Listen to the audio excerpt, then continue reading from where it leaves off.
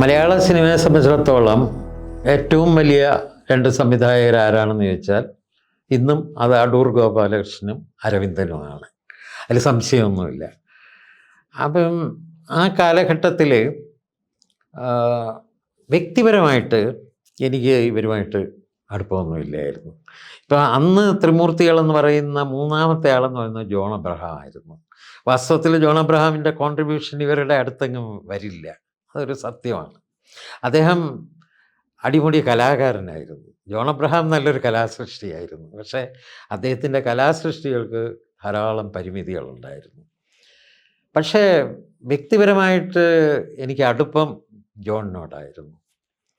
അത് ഈ അടുത്ത കാലത്ത് ജോണിൻ്റെ ഒരു അനുസ്മരണം നടക്കുന്ന സമയത്ത് അടൂർ ഗോപാലകൃഷ്ണൻ്റെ തൊട്ടടുത്തുണ്ടായിരുന്നു. ഞങ്ങൾ രണ്ടുപേരുമാണ് സംസാരിക്കാൻ ഉണ്ടായിരുന്നത്.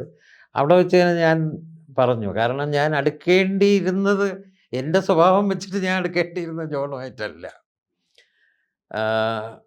എനിക്ക് തോന്നുന്നു അരവിന്ദനുമായിട്ടായിരുന്നു കൂടുതൽ അടുക്കേണ്ടിയിരുന്നത്. കാരണം അദ്ദേഹത്തിൻ്റെ വീക്ഷണങ്ങളോടാണ് എനിക്ക് കൂടുതൽ യോജിപ്പൊക്കെ ഉണ്ടായിരുന്നത്. പക്ഷേ അദ്ദേഹത്തെക്കുറിച്ചാണ് ഏറ്റവും രൂക്ഷമായ വിമർശനം ഞാൻ നടത്തിയിട്ടുള്ളത്. കാഞ്ചന സീതയെക്കുറിച്ച് വിമർശിക്കുമ്പോൾ പക്ഷേ അതിലെനിക്ക് പശ്ചാത്താപമില്ല എന്നുള്ളത് എന്തുകൊണ്ടെന്ന് വെച്ചാൽ, സാധാരണ നമ്മൾ കരുതും പോലെ ഇവരുടെ സൃഷ്ടികൾ വന്നപ്പോൾ അതിന് എതിർപ്പുകളല്ല ഉണ്ടായത്. എതിർപ്പുകളുണ്ട് സാധാരണ പ്രേക്ഷകരുടെ നിന്ന്. പക്ഷേ അവർക്ക് എല്ലാ അവാർഡുകളും തുടക്കം തൊട്ട് തന്നെ കിട്ടുകയും ഇവരുടെ ഈ രചനകൾ വരുമ്പോൾ ഇത് മലയാള സിനിമയുടെ അവസാന വാക്ക് എന്ന് പറഞ്ഞിട്ട് എഴുതപ്പെടുന്ന ലേഖനങ്ങളും ഒക്കെ വന്നിരുന്നു. അപ്പം ഞാനത് വേറൊരു ആംഗിളിൽ കണ്ടു. അതായത് അതിലെ പാളിച്ചകൾ എന്താണ് എന്നുള്ളത് വെച്ചിട്ട് ആണ് ഞാൻ തുടങ്ങിയത്. അപ്പം കാഞ്ചന സീത പറയുമ്പോൾ എനിക്കത് പലതും ഞാൻ പറയുന്നുണ്ട്. പ്രകൃതി പുരുഷൻ എന്തുകൊണ്ട് അത് ശരിയായ രീതിയിൽ പ്രകൃതിയും പുരുഷനും ആവുന്നില്ല എന്നുള്ളത് പറയുന്നുണ്ട്.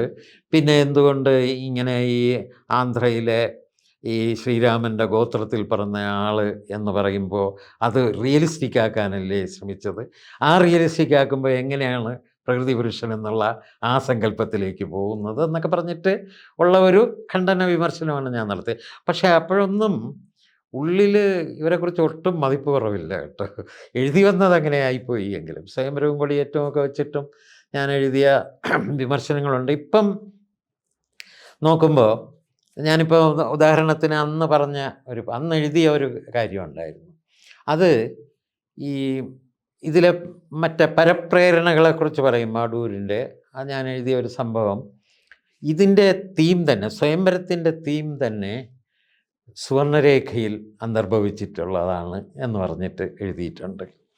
അപ്പോൾ അന്ന് ഞാൻ പറഞ്ഞത് എന്താണെന്ന് വെച്ചാൽ, ഈ അഭിറാം എന്ന് പറയുന്ന യുവാവുമായിട്ട് സീതയ്ക്ക് സ്നേഹം ഉണ്ടാവുകയും അവർ ഒളിച്ചോടി പോവുകയും ചെയ്യുന്നതാണ് സുവർണരേഖയുടെ ഒരു സന്ധി, ഒരു പ്രത്യേക സന്ധി. പിന്നെ അത് കാണിക്കുന്നില്ല.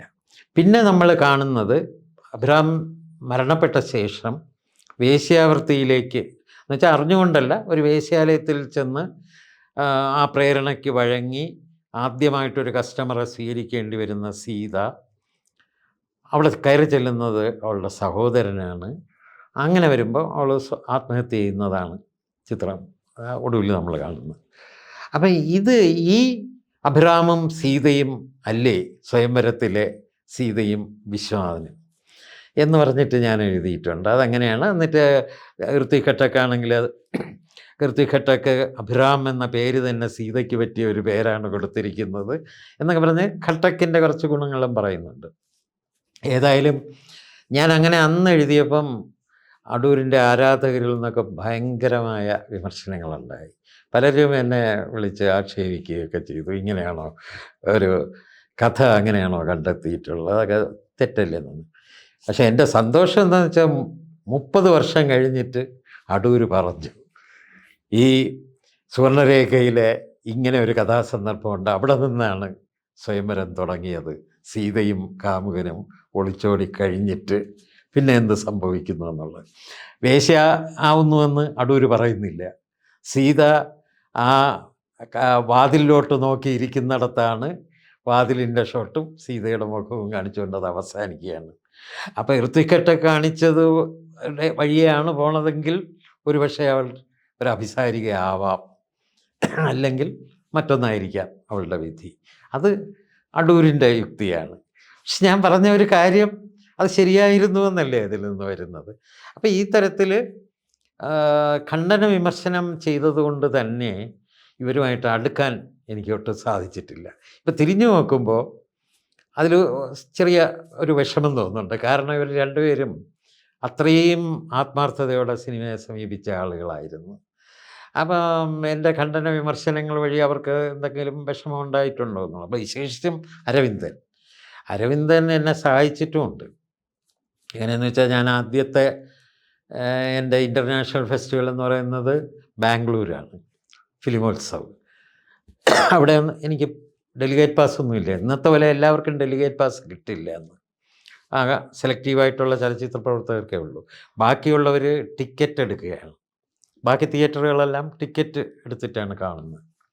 അപ്പോൾ അങ്ങനെ ബാംഗ്ലൂർ ഞാൻ ഈ ടിക്കറ്റ് എടുത്താണ് ഫെസ്റ്റിവൽ അറ്റൻഡ് ചെയ്തിട്ടുള്ളത്. എനിക്ക് ഡെലിഗേറ്റ് പാസ് ഇല്ലായിരുന്നു.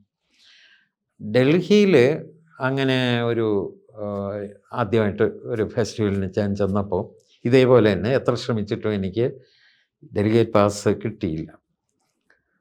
അപ്പം ഇവർക്കൊക്കെ അറിയാം, അരവിന്ദനും അടൂരിനും ഒക്കെ അറിയാം, അവരെയൊക്കെ കാണേണ്ട ഒഴിഞ്ഞു കിടക്കുകയായിരുന്നു ഞാൻ. അങ്ങനെ ഒരു റെട്രോസ്പെക്റ്റീവ് കാണാനായിട്ട് ഒരു തിയേറ്ററിൽ ഇരിക്കുമ്പോൾ, ഒരു ചെറിയ തിയേറ്റർ, വളരെ ചെറിയ തിയേറ്ററാണ്.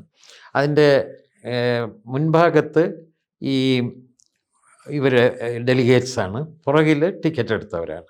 വളരെ കുറച്ച് ആളുകളേ ഉള്ളൂ. അങ്ങനെയാണല്ലോ ഈ റെട്രോസ്പെക്റ്റീവ് എന്ന് പറയുമ്പോൾ ഏതോ പഴയ സംവിധായകൻ്റെ പഴയ ചിത്രമാണത്. അപ്പം നമുക്ക് പ്രത്യേക താല്പര്യമുള്ളത് കൊണ്ട് നമ്മൾ പോയതാണ്. അപ്പം ഞാൻ നോക്കിയപ്പോൾ അരവിന്ദനും കൂട്ടുകാരും ഒക്കെ കൂടെ മുമ്പിൽ കയറി. അവിടെ നിന്ന് അദ്ദേഹം എപ്പോഴും ഇങ്ങനെ തിരിഞ്ഞു നോക്കിയപ്പം എന്നെ കണ്ടു. അപ്പം ഞാൻ കാണരുതെന്ന് വിചാരിച്ചിരിക്കുകയാണ്. പക്ഷെ എന്നെ കണ്ടതും അദ്ദേഹം അവിടെ നിന്ന് നടന്ന് എൻ്റെ അടുത്തോട്ട് വന്നിട്ട് പറഞ്ഞു, വിജയകൃഷ്ണന് ഡെലിഗേറ്റ് പാസ് കിട്ടിയില്ല എന്ന് അറിഞ്ഞു. ഞാൻ പറഞ്ഞില്ല, കിട്ടിയില്ല. അപ്പോൾ ഉടനെ തന്നെ അദ്ദേഹം താഴെ കിടന്ന ഒരു സിഗരറ്റ് കവർ എടുത്തിട്ട് അതിലൊന്ന് എഴുതിയിട്ട് എന്നോട് പറഞ്ഞു, നാളെ അവിടെ ചന്ദ്രൻ നായരെ പോയി കാണണമെന്ന് പറഞ്ഞത് തന്നു. അപ്പോൾ ചന്ദ്രൻ നായർ എന്ന് പറയുന്ന അന്ന് NFDCയുടെ റീജിയണൽ മാനേജറായിരുന്നു. അദ്ദേഹം പിന്നീട് കൂടുതൽ ഞാൻ പരിചയപ്പെട്ടിട്ടുണ്ട് അദ്ദേഹത്തെ. ചന്ദ്രൻ നായർ മലയാള സിനിമയിലൊക്കെ അഭിനയിച്ചിട്ടുമൊക്കെ ഉണ്ട് അദ്ദേഹം പിൽക്കാലത്ത്. അപ്പോൾ അദ്ദേഹത്തെ പോയി കണ്ടപ്പോൾ ഉടൻ തന്നെ അദ്ദേഹം ഡെലിഗേറ്റ് പാസ് തന്നു. അത് കഴിഞ്ഞ് ഞാൻ അരവിന്ദനെ കണ്ടപ്പോൾ പറയുകയും ചെയ്തു. പക്ഷേ അപ്പോഴേ ഇത് സംഭവിക്കുമ്പോഴേ ഞാൻ മനസ്സിൽ വിചാരിച്ച ഒരു കാര്യം എന്താണ്, അദ്ദേഹം എന്നോട് ഇത്രയും ഒരു സൽപ്രവൃത്തി ചെയ്ത ഇത് അദ്ദേഹത്തിൻ്റെ അടുത്ത സിനിമയെക്കുറിച്ച് ഞാൻ എഴുതുമ്പോൾ ബാധിക്കരുത്. കാരണം സിനിമയായിട്ട് തന്നെ കാണുക. അപ്പോൾ അന്ന് അങ്ങനെ ഒരു പിടിവാശി എനിക്കുണ്ടായിരുന്നു. ഒരിക്കലും പേഴ്സണൽ സൗഹൃദങ്ങൾ ഇതിനെ ഇത് പലരും ചെയ്യും പോലെ. ഇപ്പം നമുക്കറിയാമല്ലോ, മിക്കവാറും വരുന്ന റിവ്യൂസ് എന്ന് പറയുന്നത് ഒന്നുകിൽ പ്രൊമോഷൻ, അല്ലെങ്കിൽ ഈ എനിമിറ്റി, ഒന്നിനെ നശിപ്പിക്കണമെന്ന്. അങ്ങനെ ഒരു ചിന്ത എനിക്കില്ലായിരുന്നു. ആ ചിന്തയിൽ അങ്ങനെ ഒരു ചിന്തയെങ്കിലും പോയ ഒരു സംഭവം ഈ അഗ്രഹാരത്തിൽ കഴുതയിലാണുള്ളത്.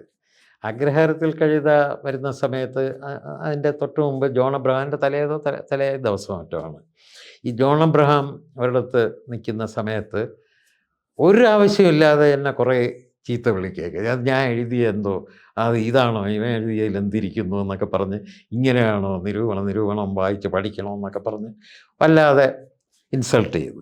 അപ്പോഴാണ് പിറ്റേന്ന് ഈ സിനിമയ്ക്ക് പോകുമ്പോൾ ഞാൻ ഇതിനെക്കുറിച്ച് ഒന്ന് എഴുതി കൊല്ലണം എന്ന് ഇങ്ങനൊരു ചിന്ത, വളരെ മോശപ്പെട്ട ഒരു ചിന്ത മനസ്സിൽ ജസ്റ്റ് ഒന്ന് വന്നു.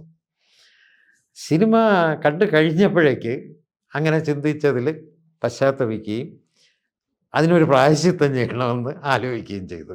ഞാൻ ചെയ്തത് എന്താണെന്ന് വെച്ചാൽ, അഗ്രഹാരത്തിൽ കഴുതയുടെ സ്ക്രിപ്റ്റ് വെങ്കട്ട് സ്വാമിനാഥൻ തമിഴിൽ എഴുതിയത് സംഘടിപ്പിച്ച് ഒരാളെ കൊണ്ട് അത് മലയാളത്തിൽ വിവർത്തനം ചെയ്യിച്ച് ആ അഗ്രഹാരത്തിൽ കഴുത തിരക്കഥ പുസ്തകമായിട്ട് സ്വയം അച്ചടിപ്പിക്കുകയായിരുന്നു ചെയ്തത്. അത് ഇപ്പം പുതിയ പതിപ്പൊക്കെ DC ഒക്കെ അച്ചടിക്കുന്നുണ്ട്. പക്ഷെ അന്ന് ഞാൻ സ്വയം എൻ്റെ ശ്രുതി ഫിലിം ബുക്ക് ക്ലബ്ബ് എന്ന് പറയുന്ന എൻ്റെ പരിപാടിയിൽ ഉൾപ്പെടുത്തി ചെയ്തതാണത്.